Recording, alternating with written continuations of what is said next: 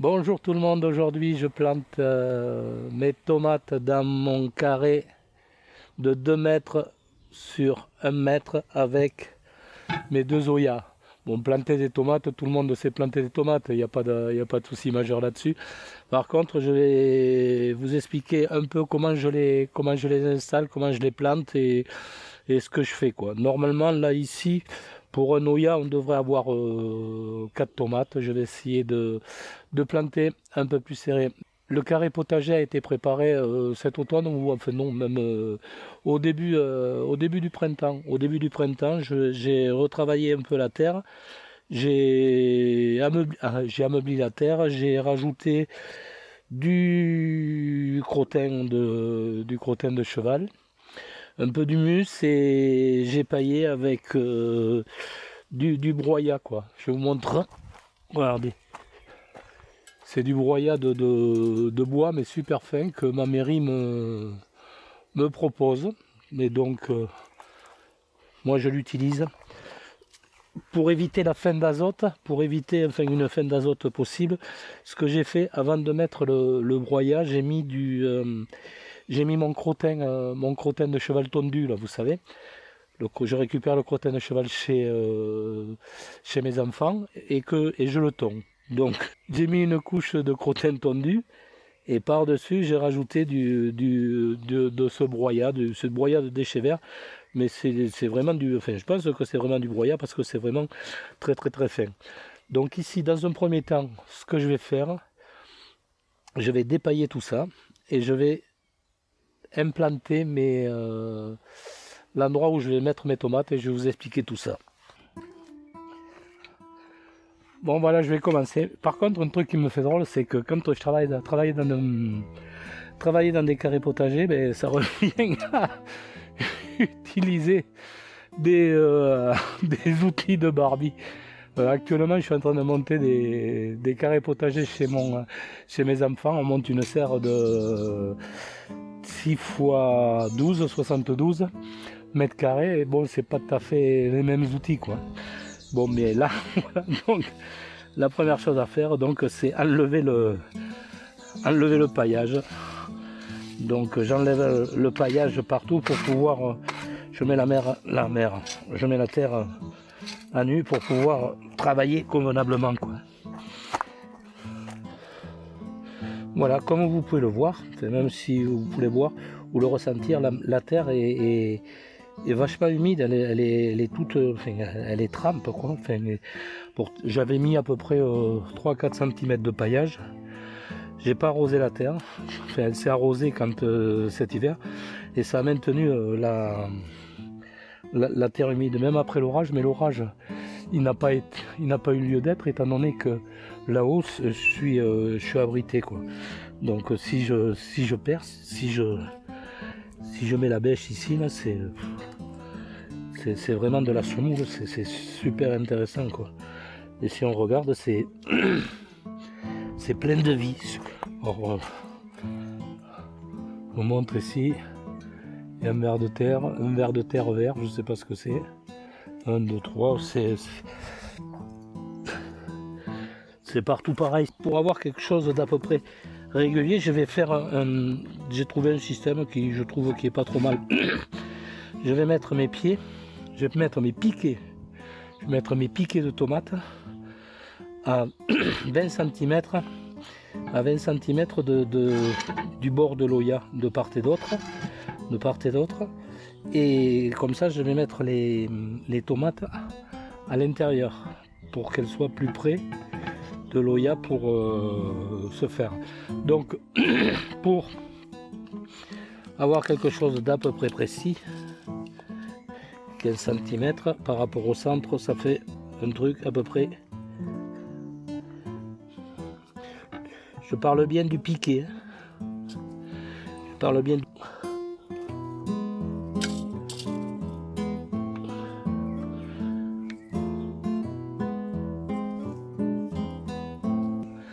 Donc, comme je vous disais, je vais marquer l'emplacement des piquets. Donc, je vais en mettre, au lieu d'en mettre, si j'en mettais que 4, j'aurais mis donc mes Oya comme ça, quoi. J'aurais mis mes tomates comme ça, 1, 2, 3 et 4. Je suis 1,5 m, donc il va falloir que... Ouais, ici, tac, tac, je vais mettre mon premier piquet ici.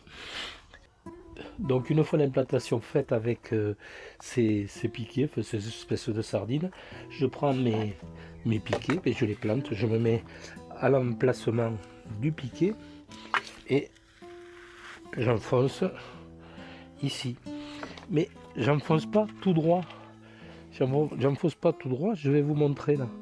Ici, j'enfonce en biais parce que je vais venir ici en haut. Regardez, je vous montre différemment. Là, ce piquet, il monte de cette façon, tac, tac, tac, et il va venir ici.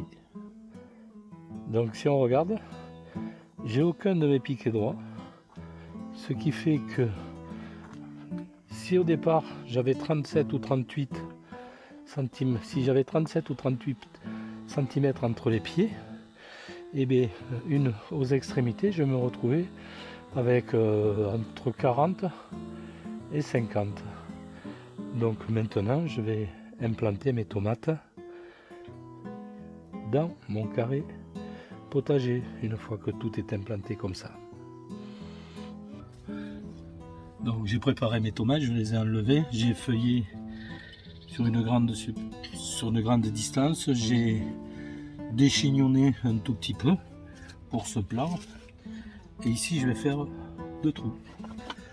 Ceci c'est du crottin de cheval, je vous en avais déjà parlé, mais crottin de cheval seul il est séché là tellement il n'y a plus d'eau, donc on va entre guillemets le réhydrater parce qu'il est lyophilisé.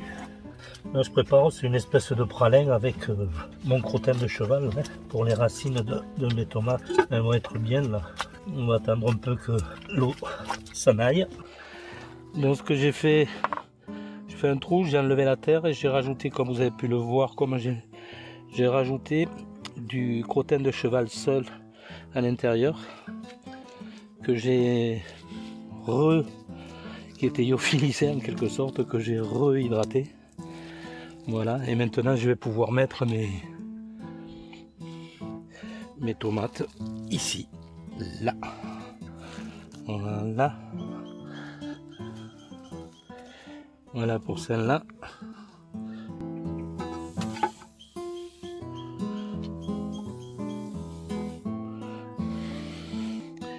Et pour celle-ci, pareil.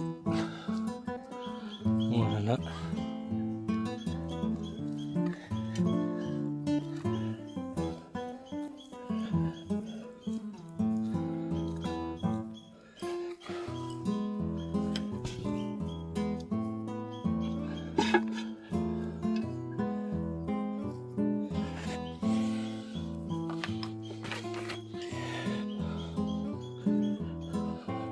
Voilà, comme vous pouvez le voir, j'ai planté toutes mes tomates.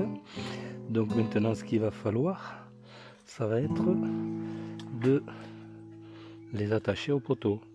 Alors, un petit truc là, au lieu d'utiliser, moi perso, au lieu d'utiliser la ficelle, même du sisal ou du coton ou du chanvre, ben, j'utilise autre chose. Moi, j'utilise ce que j'appelle ma ressource locale, c'est-à-dire un dracaena. Qu'est-ce que je fais avec mon dracaena, vous allez me dire? Ça s'appelle un dracaena. Je prends la dernière feuille, ici, celle-ci là. Non, c'est pas la dernière, c'est celle-ci la dernière, là. Voilà ma feuille de dracaena. Ce que je fais, je la coupe comme ceci. Je coupe là, je coupe l'extrémité qui est jaune, là.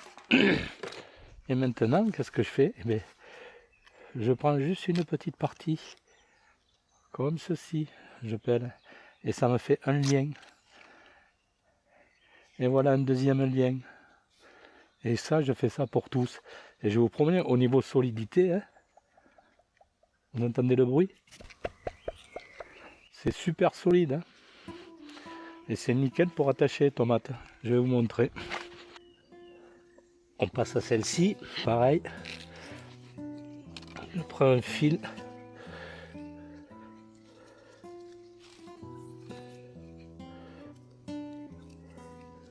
Je fais mon nœud.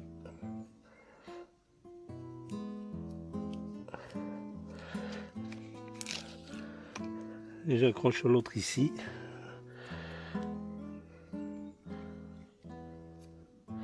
Et je sais plus faire un nœud, si ça y est.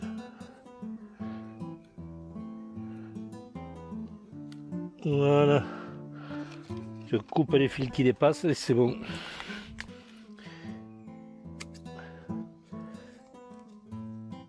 Voilà, ni vu ni connu, je t'embrouille. Impeccable. Voilà donc mon carré potager planté avec mes tomates, mes zoyas, mes piquets. Maintenant on va attendre que ça pousse et on arrosera simplement avec les zoyas. Bon, comme la nature a horreur du vide, vous pouvez quand même peut-être voir qu'ici j'ai mis un pied de céleri. Là j'ai mis du basilic en attente. Dans le coin on peut voir j'ai mis 4 ou 5 oignons. Donc on va attendre que tout ça pousse. Et puis à une prochaine vidéo. Donc voilà, la vidéo est terminée. Bon, j'espère que ça vous aura plu. Bon, si c'est le cas, n'hésitez pas à la partager, à liker, à vous abonner. Et ça me fait énormément plaisir. Sur ce, portez-vous bien et bye bye les gens.